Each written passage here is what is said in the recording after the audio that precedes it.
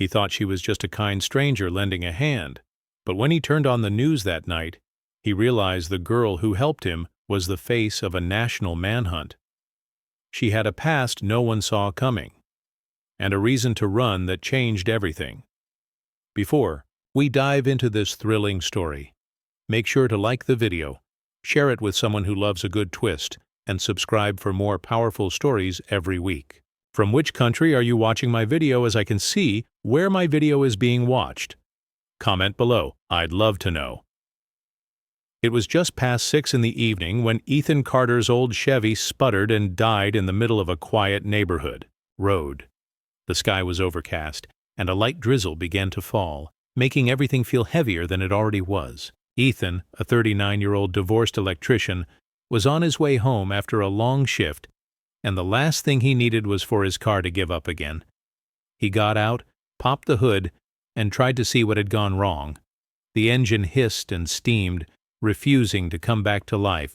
With no nearby garages and his phone battery at 2%, Ethan had no choice but to try and push the car to the curb before someone honked him off the road. That's when he heard footsteps. Quick, light ones. Need a hand? A soft voice said. He turned to see a girl, maybe 17 or 18, in a red hoodie and jeans, her shoes soaked from the rain. She looked tired, like she'd been walking a long time, but there was kindness in her eyes. Yeah, Ethan said, surprised. You sure? She nodded. Let's move it before the rain gets worse. Together they pushed the car down the road until it reached a side street where it wouldn't block traffic. It was hard work, and the rain made it slippery, but she didn't complain. After they stopped, Ethan leaned on the hood, catching his breath. Thank you, he said, genuinely grateful. I'm Ethan, by the way. She hesitated, then replied, I'm Mia. He offered her a smile. You okay? You don't look like... You've had the easiest day. Mia shrugged. Just passing through. Needed to stretch my legs. Ethan reached into the glove compartment and handed her a small granola bar and a bottle of water.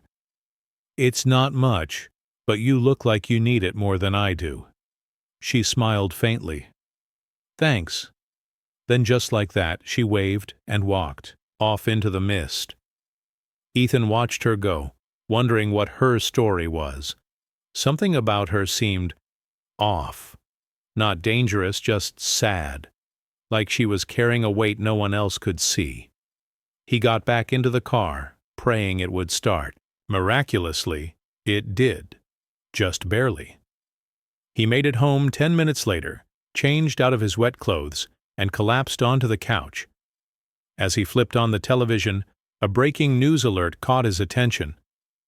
The screen showed a blurry image of a girl in a red hoodie. Then it zoomed in. Ethan sat up straight. No way, he whispered. It was her. Mia, the headline read, Runaway girl linked to high-profile missing person case. Believed to be traveling alone. Ethan couldn't believe it. The reporter explained that Mia Jefferson had disappeared from a group foster home 2 weeks ago. She had been placed there after her mother's mysterious death, and the circumstances surrounding her disappearance were raising questions. Police now believed she might hold information about a larger investigation involving corruption at the group home and potentially foul play in her mother's death. The foster system hadn't protected her. Authorities were calling her a runaway. But something about her eyes, the way she helped him without asking anything in return, told Ethan she wasn't dangerous. She was desperate. He thought about calling the number on the screen, but then he thought about the rain, her soaked shoes, her hesitation to say her name. She was running. Not from guilt, but from something worse. That night, Ethan couldn't sleep. The next morning, he drove back to the same side road where she'd disappeared. No sign of her.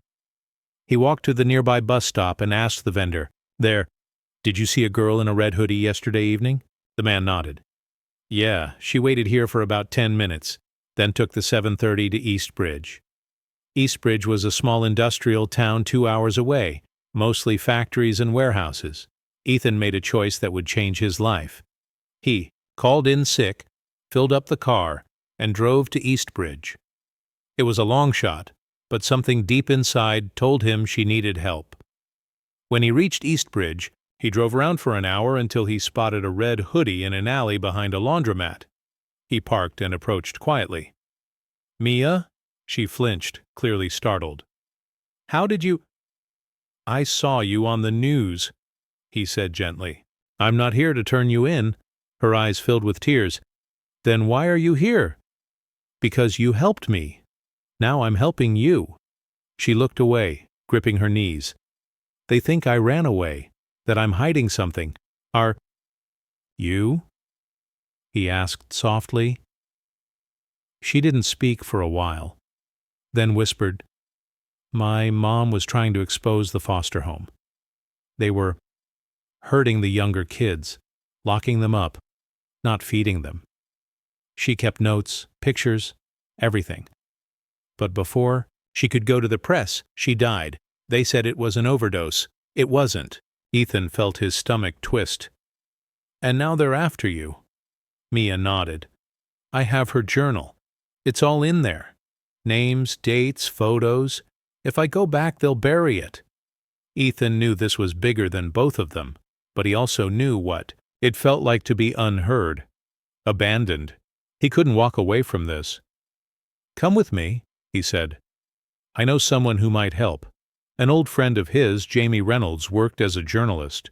She had a reputation for exposing dirty systems and corrupt shelters. They drove to her office that night.